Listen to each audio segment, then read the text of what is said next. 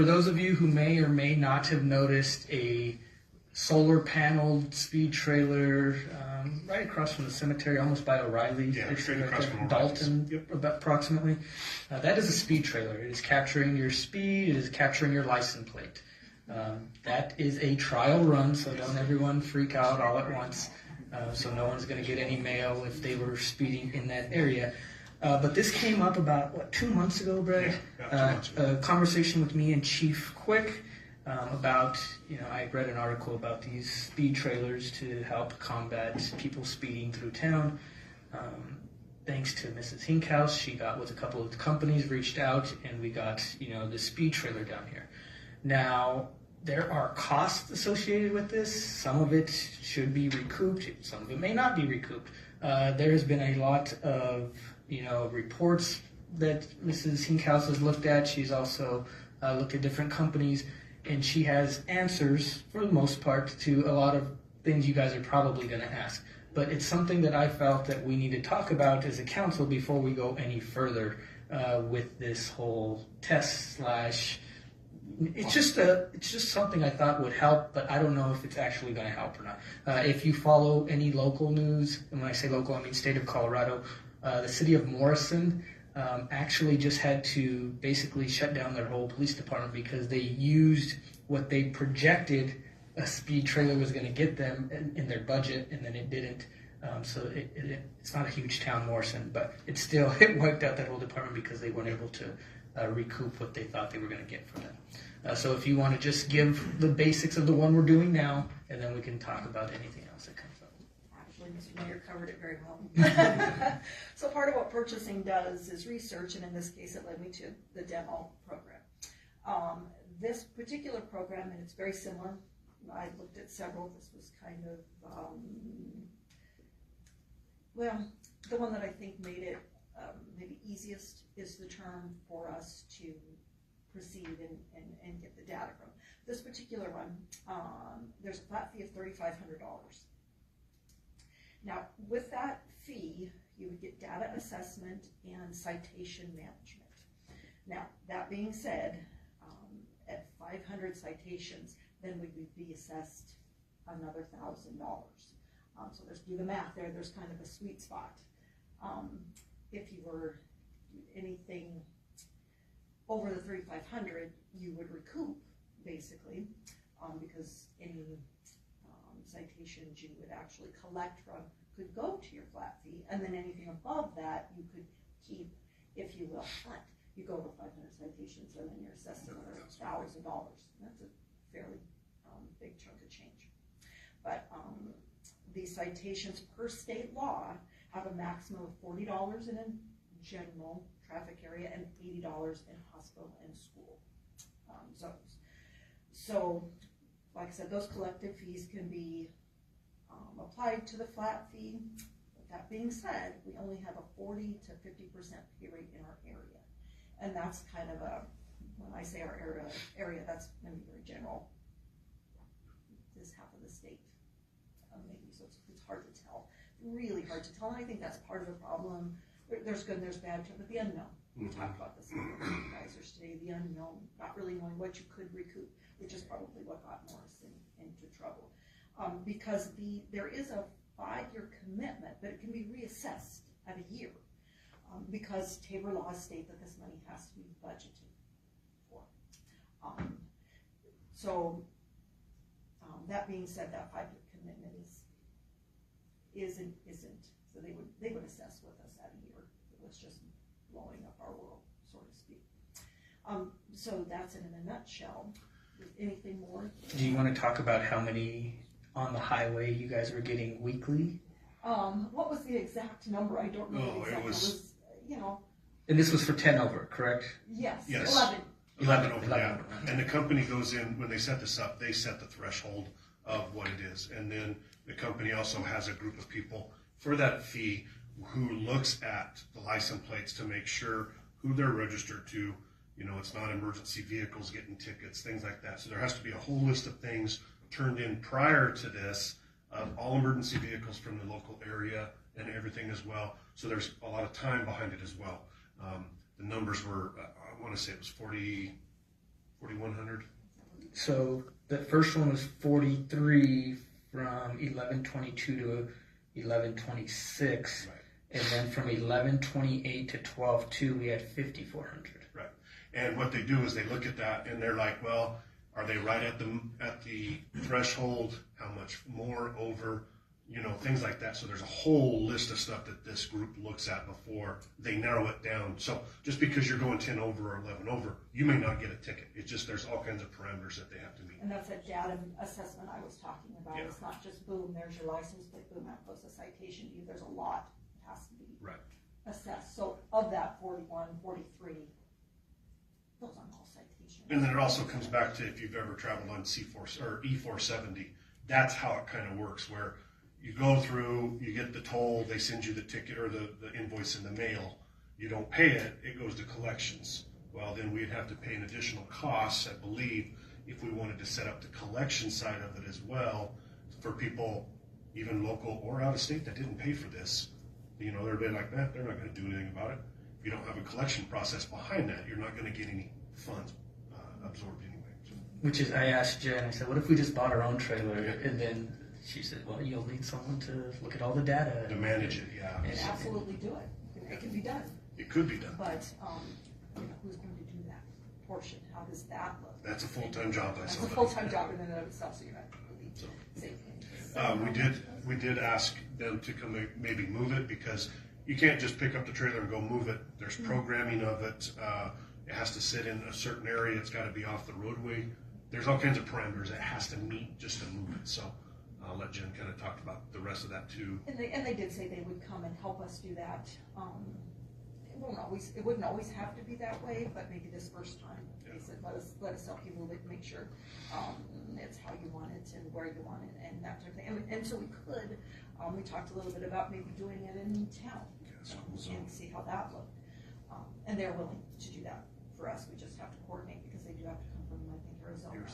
That's where the closest gentleman was. So that'll take a little time, but you know, that's certainly a possibility as well, because the joy of a demo program is there, and they would extend that for us a little bit so we can really get a picture of what it would look like. So they're willing to do that. And then also too, on top of that, then we as a council, or you as a council, and us as a community, we have to have ordinances passed. We have to have signage put up around town stating that we are conducting this type of radar and things like that. So there's a lot of legwork ahead of this as well. Which is why we didn't want to go any further until we had this discussion as a group. Paul might have a lot more expertise in stuff like this, but my initial goal was just to make it safer around town. Sure. You know, we're putting up stop signs, we're doing stuff like that. I wanted to make sure people aren't just going through. And our police department, you know, they're really busy, they're really stretched thin, they can't be everywhere at once. So I thought this might help out, but let's say we're getting 4,500 on the highway, but what does that look like when it's in town? What if we're not even getting enough to pay for the 3,500 a month? Then you take that by 50% that we hope to collect. So it's just all a discussion that I think we really need to think about before we instruct Jen and them to maybe move forward, or what that looks like. And I did look into as well, as it came up, our current signs could be equipped to do that, but then we'd have to purchase cameras, and we're back to managing our own data at that point. The current signs that flash when you pass by. Yes, we could uniform them to do that. It could absolutely be done, but I think the data management would be the difficult part of that. It could be done, you know, for the purchase of the cameras, what that would all take. And then you'd have to weigh that against how long a time it would take, personnel it would take to take care of that. Where are we on that? Is it going to make the money back enough to even cover that? So.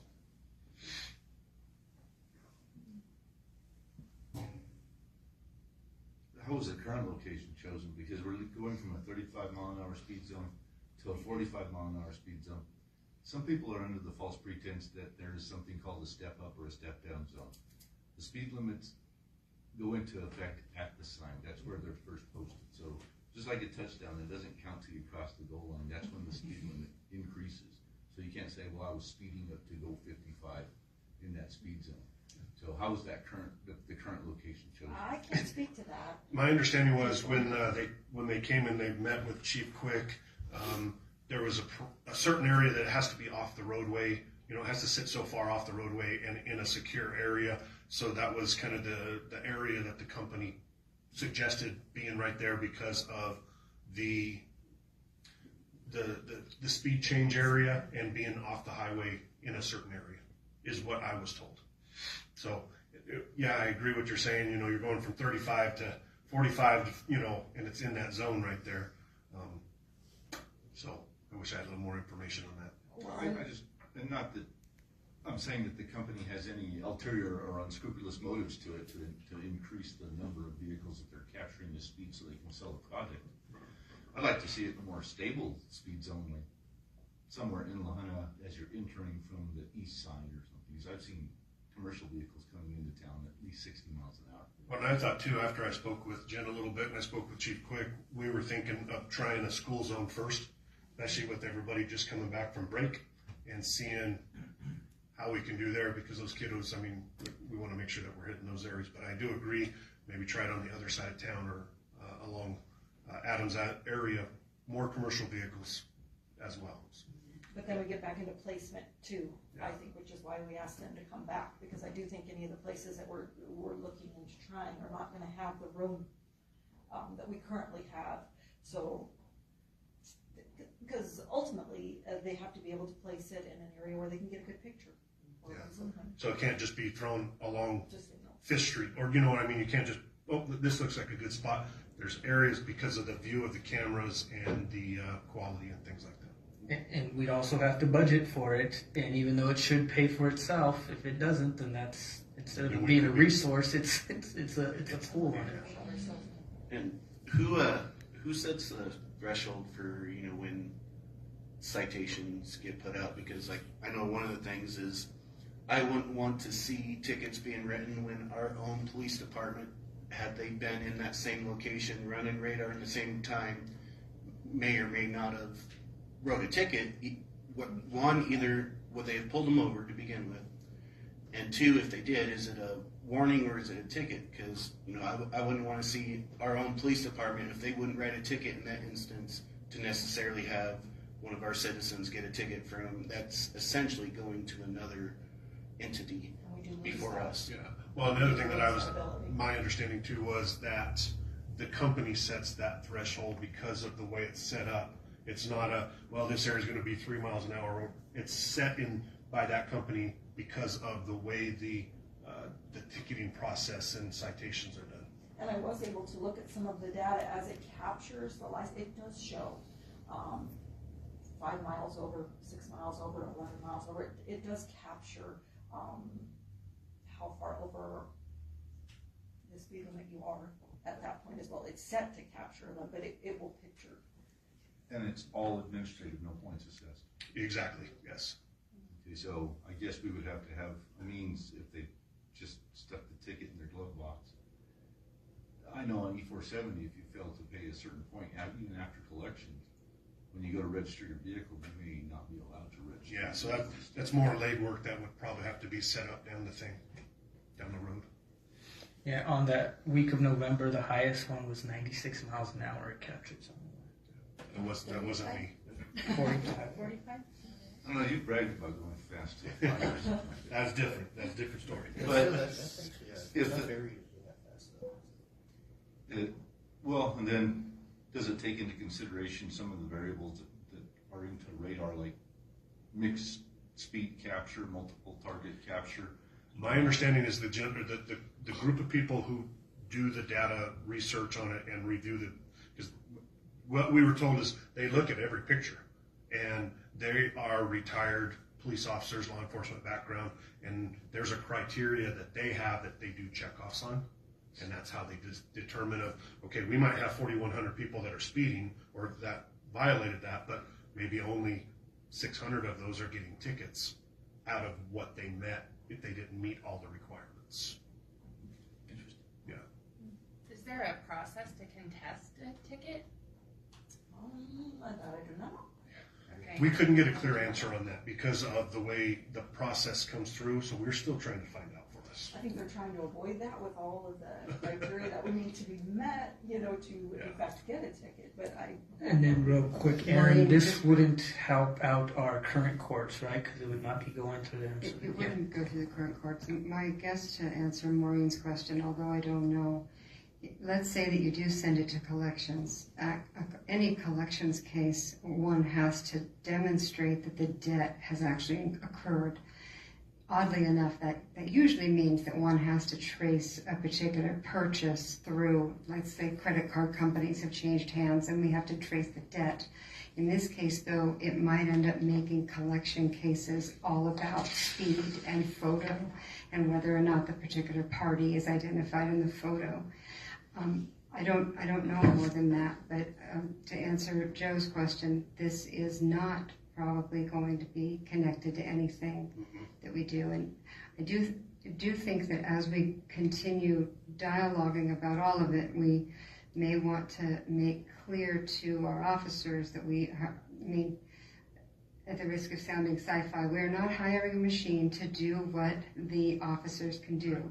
And we may want to make that very clear as we start looking at the positioning of it or what it does, and try to make sure that the officers understand that this is a deterrent that we're trying to do to give them space to do the work that we're asking them, and that they wanted to be police officers to I think accomplish. me and Brad were very clear with Todd that this is to help them out and to be an added benefit. But that doesn't mean they're going to stop doing traffic. Exactly. But that it would also help them out, hopefully. But we're getting all this information, and it's tough to say what the right answer is. And I don't know if we've talked with Judge Manley or anything, but we may also need to make clear that this would not change the number of tickets that would be going through Muni Court.